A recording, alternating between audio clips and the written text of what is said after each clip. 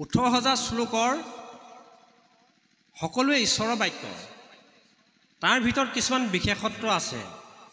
বিশেষত্ব কি? কিছুমান কাহিনী ইয়াত অন্তৰ্ভুক্ত হৈ আছে।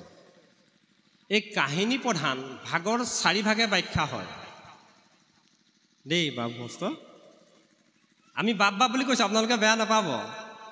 আপোনালোকক যদি কোনোবাই বেলেগ সম্বোধন ধৰিছে যে আমি পাতকীয়ে বাপ বুলি ক'লেও বেয়া নাপাব। বাপ মানে এই জগতৰ বাপ, ভকতৰ বন্ধু। বাপ মানে পিতৃ। সেইকাৰণে আমাৰ বিহুটো কয় বাপতি সাহোন পুৰুষৰ পিতৃ পুত্ৰীয়ে পিতৃ অনুসৰিয়ে চলি আহিছে। আপোনাৰ হওক আমাৰ পিতৃস্বৰূপ দেই। সেইকাৰণে আমি আপোনালোকক বাপ বুলি সম্বোধন ধৰিছোঁ, বেয়া নাপাব দেই। আইসকলক আই বুলি কওঁ, তাত কোনো বিশেষত্ব নাই। ভাবিব পাৰে, আপোনালোকৰ মনত সংশয় হ'ব পাৰে, আমাক বাপ কেলৈ কৈছে? বেলেগে হয়তো বেলেগ কয়, হয় প্ৰভু বুলি ক'ব পাৰে। প্ৰভু বুলি ক'লেও বেয়া নাপাব। কোনোবাই ক'ব পাৰে যে প্ৰভু বুলি কিয় ক'লে? আমিতো ঈশ্বৰ নহয়। নহয়, প্ৰপদে প্ৰাণ, ভূত পদে দেহ, ভূত। এই ভূতটো মানে দেহাটোত প্ৰাণটো সোমাই আছে কাৰণে প্ৰভু দেই। দেহাটোত প্ৰাণটো সোমাই আছে। প্ৰাণ বায়ু, 10টা বায়ুৰ ভিতৰত প্ৰাণ বায়ু। এই প্ৰাণ বায়ু আমাৰ এডাল নলীত সোমাই আছে।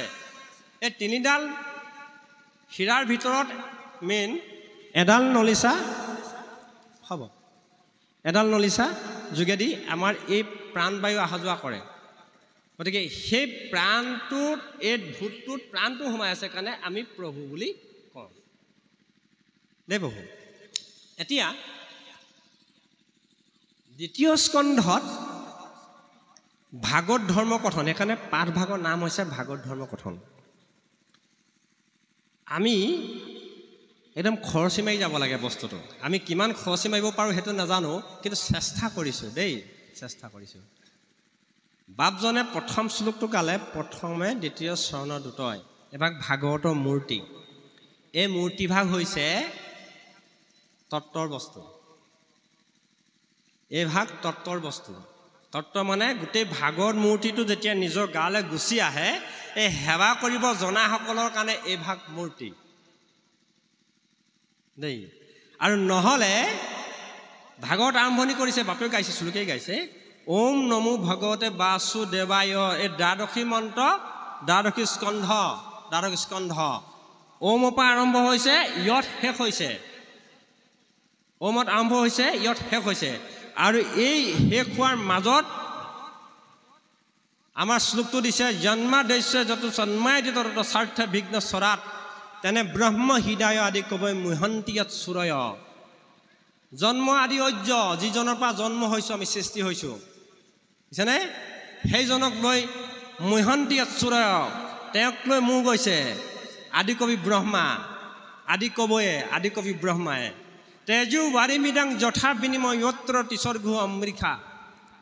তেজ, পানী, বায়ু, মাটি, এই পঞ্চভৌতিক দেহটো সৃষ্টি কৰা পদাৰ্থখিনিক লৈ আমাৰ এটা বস্তু হৈছে, সেইটো হৈছে কি? আমি চমুকে আনিছোঁ, ধৰ্ম পূজিতং কৈত্যবুত্তুত পৰম নিৰ্মৎসৰণং সতং বেদং বাস্ত্ৰৱমত্ৰ বস্তু শিৱদং তাপত্তয় উন্মূলনম। এই তিতাপ তৰিবৰ কাৰণে ধৰ্মৰ যিটো ধাৰণ প্ৰক্ৰিয়া এই শ্লোক ভাগৰ যোগেদি আৰম্ভ কৰিছে। আৰু কেনেকৈ আৰম্ভ কৰিছে? ভূমিষ্ঠ কৰাইছে। কাৰ? পৃথিৱীত। কাৰ যোগে? শুকৰ মুখেদি। নিগম কল্পতৰু, যাক জানিলে, যাক গ্ৰহণ কৰিলে পুনৰাগমন নহয়। নিগম কল্পতৰু গলিতং ফলং শুকৰ মুখাত অমৃত। শুকৰ মুখে অমৃত বাদ হৈছে। দ্ৰৱ সংযুক্তম শ্ৰীমদ ভাগৱত কাৰ মুখেদি পাছ হৈছে? পৃথিৱীত শুকৰ মুখেদি অমৃত প্ৰকাশ হৈছে, শুকৰ মুখেদি। আৰু পিবতং ৰসমালায়ং, তেনেকুৱা ৰসে পান কৰক, সেই ৰস পান কৰক। মুহুৰহু ৰসিকা ভূবি ভাবুকা, হেৰা ভাবুকাসকল পান কৰা। ভাগৱতৰ 4টা অক্ষয় ভাগৱত। ভাগৱতৰ সংজ্ঞা বিভিন্ন ধৰণে বিভিন্নজনে দিছে, কোনোটো বেয়া বুলি নহয়। কুঁহিয়া সকলোৱে ভাল, কুঁহিয়াৰ পৰা গুণ হয়, কুঁহিয়া সকলোৱে ভাল। কিন্তু কথা হ'ল কি, সকলো কুঁহিয়া থাকিলেও জণ্ডিছৰ কাৰণে অসমীয়া পুৰাডালহে লাগে, হয়নে প্ৰভু? আমাৰ ফালৰ কথা কৈছোঁ দেই। জণ্ডিছৰ দৰৱ বিচাৰিবলৈ ল'লে অসমীয়া পুৰা কুঁহিয়াডাল আছেনে? আছে, দিয়ক। এই অসমীয়া পুৰাডালৰ নিচিনাকৈ ভাগৱতৰ 4টা অক্ষৰত কৈছে ভাকাৰং ভাবুক গেয়ং। হেৰা ভাবুকাসকল, পৃথিৱীত যিমান জীৱ আছে, উৰণ বুৰণ গজন ভ্ৰমণ। উৰণ মানে উৰি ফুৰা, বুৰণ মানে পানীত থকা, গজন মানে গজি উঠা, ভ্ৰমণ মানে মানুহৰ পৰা আদি কৰি কীট পতংগ সকলো যিসকল ঘূৰি ফুৰিছে। সেইকাৰণে ভাগৱতে মানুহক মানুহ বুলি কোৱা নাই, মানুহক নৰ বুলি কৈছে, মনুষ্য বুলি কৈছে। ভাগৱতত আমাৰ বাপে পঢ়িছে, গোটেই ভাগৱত কৈছে, এনেকুৱা এটা শব্দ মানুহ বুলি কোৱা আমাক দেখাই দিব নোৱাৰে কৈছে। ভাগৱতে মানুহক নৰ বুলি কৈছে, মনুষ্য বুলি কৈছে। মানুহ কেতিয়া হয়, নৰ কেতিয়া হয়, মনুষ্য কেতিয়া হয়, সমস্ত ওলাব। এতিয়া যি কি নহওক, ভাকাৰং ভাবুক গেয়ং, ভাবিব পৰা স্থল আছে। কাৰ গাত আছে? ভাবুকা। 3বিধ 4বিধ জীৱৰ ভিতৰত কেৱল মাত্ৰ মনুষ্য গাতহে ভাবিব পৰা স্থলটো আছে। সেইকাৰণে ভাবিবলৈ কৈছে আমাক ভাগৱতে। কেনেকে? ভাকাৰং ভাবুক গেয়ং গকাৰং জ্ঞান উদ্ভৱম। জ্ঞান উদ্ভৱ হয়, জ্ঞান সকলোৱে আছে। জ্ঞান দুবিধ, এবিধ জাগতিক জ্ঞান। জাগতিক জ্ঞান মানে জন্ম অনুসৰি পিতৃপুৰুষৰ, যিটো কৈছে আমাৰ এন্থ্ৰপলজিষ্টসকলে, আমাক কিংবদন্তি অৰ্থাৎ নৃতত্ত্ববিদসকলে কৈছে যে আমাৰ উপৰিপুৰুষৰ বৃত্তান্তৰ যোগেদি, আমাৰ উপৰিপুৰুষৰ কোষৰ যোগেদি আমাৰ জ্ঞান প্ৰবাহিত হৈ আহিছে। আমাৰ বেমাৰবিলাকো তেনেকৈ প্ৰবাহিত, কিছু বেমাৰ প্ৰবাহিত হৈ আহিছে। সেইকাৰণে গকাৰং জ্ঞান উদ্ভৱম। জ্ঞান সকলোৱে আছে, জাগতিক জ্ঞান আছে, কিন্তু এটা জ্ঞান লাগিব, বৈষ্ণৱ জ্ঞান অনন্তম। জ্ঞানটোক বিজ্ঞান কৰি, বৈষ্ণৱ জ্ঞান ধাৰণ কৰি অনন্তম ধামলৈ যোৱা যিটো জ্ঞান, সেইটো ভাগৱতে দিব। সেইকাৰণে ৱকাৰং বৈষ্ণৱ জ্ঞানং, বৈষ্ণৱ জ্ঞানটো প্ৰকাশ কৰিব ভাগৱতে। তকাৰং তত্ত্ব দৰ্শনম, আৰু তত্ত্বত হৈছে ঈশ্বৰ, ভগৱন্ত কৃষ্ণ প্ৰকাশ পাব। ভগৱন্ত কি ৰূপে আছে সকলো প্ৰকাশ পাব। ইতি ভাগৱত বৰ্ণম, এয়াই ভাগৱত। গতিকে এই ভাগৱতক জানিবৰ কাৰণে প্ৰথম মংগলাচৰণে আৰম্ভ কৰিছে। মংগল আৰু আচৰণ, মংগলাচৰণ। যি দুভাগ চৰণক চিনি পালে জীৱৰ মংগল হয়, যি ভাগ আচৰণ গ্ৰহণ কৰিলে জীৱৰ কল্যাণ হয়, দেহৰ কল্যাণ হয়। আমি জন্মতে সকলো একেই, জন্মতে মানুহ হিচাপে আমি সকলো একেই, মাত্ৰ আমাৰ 6টা গুণৰ কাৰণে আমি পাৰ্থক্য দেই। আমি 6টা গুণৰ কাৰণে পাৰ্থক্য। প্ৰথম কথা হৈছে আমাৰ সংস্কাৰ, আমি সংস্কাৰৰ কাৰণে আমি পাৰ্থক্যত আছোঁ। দ্বিতীয়টো হৈছে কি? আমাৰ জ্ঞান, জ্ঞানৰ কাৰণে আমি পাৰ্থক্যত আছোঁ। 3 নম্বৰটো হৈছে কি?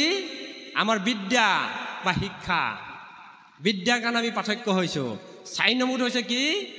সংস্কৃতি, আমি সংস্কৃতিৰ কাৰণে আমাৰ পাৰ্থক্য আহিছে। 5 নম্বৰ হৈছে কি? অভ্যাস। সংস্কৃতি, জ্ঞান, বিশ্বাস এইবিলাক থাকিলেও নহ'ব, অভ্যাস যদি নাই। আৰু শেষ নম্বৰ হৈছে কি? শেষৰটো স্বভাৱ। স্বভাৱ। এই 6টা বস্তুক ভাগৱতে ধুনীয়াকৈ বৰ্ণনা কৰিছে 2য় স্কন্ধত। আৰু যদি এইকেইটা আমি জানি যাওঁ, আমি নৰে নৰোত্তম হ'ব। নৰে নৰাকাই নহয়, নৰোত্তম হ'ব। নৰে নৰাচাৰৰ পৰা আহি নৰোত্তমলৈ ধাৱন কৰিব। সেইকাৰণে হৰি হেন শব্দ এইটো দুগুটি অক্ষয়। হৰি শব্দটো 2টা মাত্ৰ আখৰ, উচ্চাৰিলে একবাৰ, একবাৰ যদি উচ্চাৰণ কৰে, বুজিছেনে? বৈকুণ্ঠ পথক যাবক লাগীয়া সিও ভৈল কাছ পাৰ। বৈকুণ্ঠ ফালে যাবৰ কাৰণে সিও কাছৰ পাৰ হৈ পৰিলে, আৰম্ভণি হৈ পৰিলে। গতিকে এই ভাৱনাৰ কাৰণে মংগলাচৰণ আৰম্ভ কৰিছে। আৰু লিখিছে কি বুলি? গুৰুজনে চাওকচোন, জয় জয় কৃষ্ণ যাৰ স্মৰণ মংগল। জয়ৰ পৰা আৰম্ভ কৰিছে, যাৰ কৃষ্ণৰ স্মৰণ কৰিলে মংগল হয়। যুগ যুগাদিও হৰিনাম মহাফল। যুগ সাধন কৰাৰ ক্ষেত্ৰতো হৰিনামটোৱেই মহাফল। আকৌ কৈছে, হেনয় পৰমানন্দ মাধৱক নিতে। সেই পৰমানন্দক, আনন্দ 8 প্ৰকাৰৰ, আনন্দ 8 প্ৰকাৰৰ। আপোনালোকে ঘোষাত দিছে আনন্দখিনি পাব। স্বৰূপানন্দ আছে, নিজানন্দ আছে, নিত্যানন্দ আছে, পৰমানন্দ আছে। এতিয়া হেনয় পৰমানন্দ, যিটো আনন্দ পালে আৰু পাবলৈ একো বাকী নাই, সেইকাৰণে কৈছে ওম যৎ প্ৰাপ্য ন কিঞ্চিত বঞ্চিত ন সুচতি ন দেষ্টি নুচ্চাহে ৰম্যতে ভৱতি উপনিষদত কৈছে যাক পালে আৰু পাবলৈ একো বাকী নাই যাক পালে দেশটি নদেশটি দুখ পাবলগীয়া নাই সুখ পাবলগীয়া নাই যাক পালে নুচ্চাহি ভৱতি আৰু একো ভাৱনা নাই সেই বস্তুটোক জানিবৰ কাৰণেই পৰমানন্দক জানিবৰ কাৰণেই ভাগৱতে আমাক মংগল কামনা কৰি আগবঢ়াই দিছে দেই মংগল কামনা কৰি আগবঢ়াই দিছে আকৌ কৈছে কৃষ্ণ কথা অমৃতক পিউ সাৱধানে কৃষ্ণ কথা অমৃত অমৃত কেই প্ৰকাৰ আমি সৰুৰ পৰা ডাঙৰ হ'লোঁ আমি ঘিউ মৌ গাখীৰ এই পঞ্চমী যিটো প্ৰকৃতিগত প্ৰকাৰতি ইতি প্ৰাকৃত অৰ্থাৎ যি পৰিৱৰ্তনশীল সিয়ে প্ৰকৃতি গতিকে এই প্ৰকাৰতি যিটো পৰিৱৰ্তনশীল অমৃতগীতাক আমি পান কৰি আছোঁ কেনেকৈ পৰিৱৰ্তনশীল ঘিউ মৌ গাখীৰবিলাক অমৃত নহয় জানো কয় 5টা পঞ্চমীত গ্ৰাম্য প্ৰধান অৰ্থাৎ আপোনালোকে গাঁৱত আছে নিজৰ ঘৰত যদি গাখীৰ আছে পিয়ৰ গাখীৰ খাইছে কজোৱাৰ পৰা যদি লৈছে গাখীৰ ভেজাল হৈছে মোৰ জীৱনত এটা ডাঙৰ উদাহৰণ কৰোঁ আমি বাস্তৱবিলাক কৈ যাওঁ দেই পাঠকী বাপজনে বেয়া নাপাব আমি মাজে মাজে অকণমান কৈ যাম কথাবিলাক অকণমান 10 মিনিট 5 মিনিট লাগে আৰু দেই মানে কথাখিনি শুনিবৰ কাৰণে মাতিছে যে দেই আপোনালোকে পঢ়িবলৈ পাব চিন্তা কৰিব নালাগে খালি আমি দি যাম দেই সকলো ৰাখি যাম আমি যেতিয়া কলেজত পঢ়ি আছিলোঁ এই নামটি কলেজত পঢ়ি আছিলোঁ শিৱসাগৰ পবিত্ৰ ছাৰে পবিত্ৰ বৰা ছাৰে আমাক পঢ়াইছিলে তাৰপিছত ছাৰৰ লগত একেলগে চাকৰি কৰিলোঁ 5 বছৰ এই পঢ়াই থাকোঁতে চাইকেল লৈ যাওঁ কলেজলৈ গৈ থাকোঁতে এবাৰ কি হয় সাধাৰণতে ডিচেম্বৰ 31 তাৰিখ আৰু জানুৱাৰী 1 তাৰিখৰ দিনটো আমি ল'ৰা কেইটামান মিলি লৈ তলাতল ঘৰলৈ গুচি আহোঁ চাইকেল লৈ কলেজত সোমাওঁ আৰু আহি কেলে তলাতল ঘৰত বিভিন্ন পিকনিকৰ পাৰ্টিবিলাক আহে আমাক দেখালে ধুনীয়া ল'ৰা দেখে মাতেও ভাইটি ইয়াত খাবি আহ বুলি খাবলৈও পাই যাওঁ চাবলৈও পাওঁ ঠিক তেনেকৈ চিপাহী গাঁৱেদি পাৰ হৈ দিওঁতে সেইখিনিতে পুখুৰী এটা আছিলে আজিকালি ঘৰ হ'ল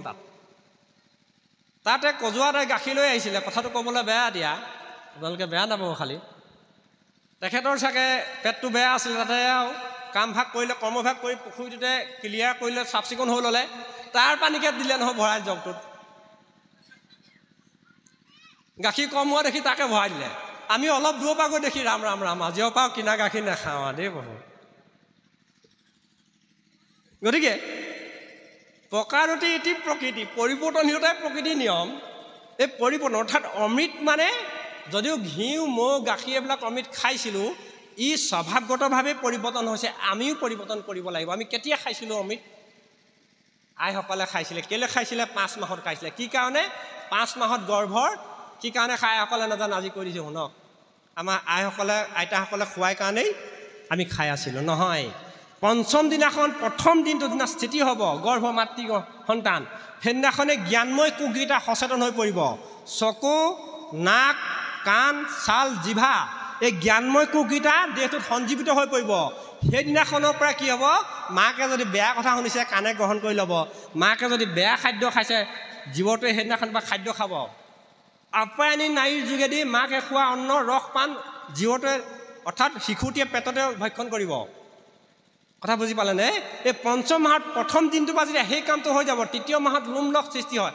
এই তৃতীয় স্কন্ধত আছে এইটো পাছলৈ আহি যাম মই এই যেতিয়া সৃষ্টি হ'ব পঞ্চম মাহত সেইকাৰণে আমাৰ প্ৰকৃতিগত নিয়ম ফালৰ পৰা পঞ্চমীত খুৱাই লয় ঠিক আছে কেলে খুৱাই জ্ঞানময় কোষটো অৰ্থাৎ ইও সমাজৰ উপযুক্ত প্ৰাণী হওক উপযুক্ত মানুহক এনেকৈ ভাবিয়েই আমাৰ বংশ ৰক্ষা কৰক এই ভাৱনাই আমাক অমৃত খুৱায় সেই অমৃত নোহোৱা নহয় অমৃত হয় পান কৰিব সেই অমৃত নমিত নহয় সেই অমৃত পৰিৱৰ্তনশীল হয় নমিত অমৃত নমিত অমৃতটো কোনটো যিটো পান কৰিলে আৰু মৃত্যু নহয় মৃত্যু কাৰ হয় দেহৰ আছে দেহৰ পৰিৱৰ্তন হয় সংস্কাৰ আছে ইও মৃত্যু নহয় মৃত্যু কোনটো হয় জীৱটো হয় কেনেকৈ হয় এই দেহটোত সোমাই থকা জীৱটো যেতিয়া মানুহৰ এইটো দেহৰ পৰা গৈ যেতিয়া কুকুৰ মেকুৰী যেতিয়া গৰু ছাগলী মহ সিংহ বাঘত যেতিয়া সোমাই যাব যদিও সেইটো দেহো নাপায় যদি পেটাত্মা হৈ পিনি যদি তিনিআলিত পেটৰ লগত থাকিবেক পূজা খায় আৰু 100 জন্মত তাহাৰ গতি নাই এই স্বৰূপটো যদি হৈ থাকে তেতিয়া কি হ'ব সেই উত্তৰটো ঘটিবৰ কাৰণে কৈছে যে কৃষ্ণ কথা অমৃতক পিউ সাৱধানে অৰ্থাৎ আমি কৃষ্ণ নাম অমৃত পান কৰিব লাগিব এতিয়া অমৃত আমাৰ 4 প্ৰকাৰ অমৃতৰ ভিতৰত আমি 2 প্ৰকাৰ অমৃত আজি পাতিছোঁ আৰু 2 প্ৰকাৰ পাছলৈ থৈ দিছোঁ কেতিয়াবা মাতিব লাগিব যে দে বাপ এতিয়া এই 2 প্ৰকাৰ অমৃতৰ ভিতৰত 1 প্ৰকাৰ হৈছে কৃষ্ণ নাম অমৃত আৰু এই নাম অমৃত পান কৰোঁতে সাৱধান দিছে কাৰেণ্ট জ্বলাইছে লাইট জ্বলাইছে ট্ৰেন্সফৰ্মাৰ য'ত আছে তাতে ফটো কপি জকা এটা মাৰি সাৱধান লিখা থৈছে তাত ডেঞ্জাৰাছ বুলি লিখা থৈছে এতিয়া ট্ৰেন্সফৰ্মাৰটো কেলৈ লিখা থৈছে ট্ৰেন্সফৰ্মাৰ যোগেদি ভল্টেজটো বাঢ়িব সি কমাবও পাৰে এতিয়া আমি কৃষ্ণ কথা নাম অমৃত পান কৰোঁতে আমি পান কৰিবও পাৰোঁ নকৰিবও পাৰোঁ সেইকাৰণে সাৱধান দেই পাছত কৈছে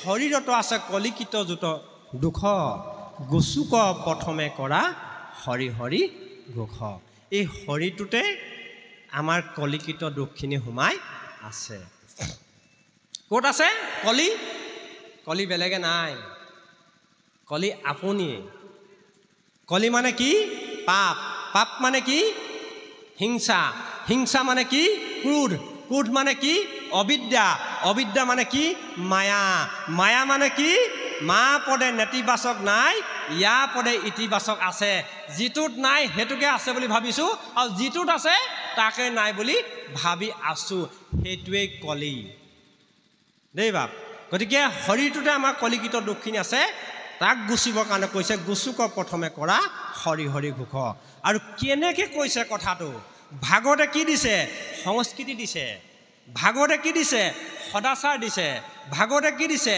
আলাপ দিছে ভাগৱতে কি দিছে সৎসংগৰ ভাৱনা দিছে সংগৰ লগত পৰি লোহাৰেও অলংকাৰ ৰূপ লয় সংগৰ দুখত পৰি হীৰাৰো মূল্যহীন হয় দেই সংগৰ লগত থাকি লোহাৰেও অলংকাৰ ৰূপ লয় সোণাৰী হাতত পৰিলে লোহাৰ এটুকা লৈ জগাই যেনেকুৱা গহনা বনাই দিবলৈ কয় তেনেকুৱা গহনা বনাই পাৰিব হয় নাই ডেকাসকল আছে চলিকেইডাল বোলে ৰাখি লৈছোঁ ইয়াত কাণফুলি এপাত বনাই দিয়ক বোলে চোলাটো বুকুখনৰ বুটামটো খুলিলে বুকুখন উলিয়াই যাম এনেকৈহে মাৰিম বোলে বনাই দিব হয়নে প্ৰভু আৰু সংগৰ দুখত পৰিলে হীৰাও যদি ইয়াত পিন্ধি আছিলোঁ সিও মূল্যহীন হ'ব কেনেকৈ হ'ব অলপ দেৰি পাছত ক'ম এতিয়াই বৰ দিগদাৰ পাইছোঁ আৰু খালি আপোনালোকে বেয়া নাপাব আমাৰ কথাবোৰ অকণমান উদাহৰণবোৰ বৰ চোকা খচকৈ ধৰি লৈ খালি আপোনালোকে সেৱা ধৰিছোঁ বেয়া নাপাব দেই বাপ কৃষ্ণ বৰ যি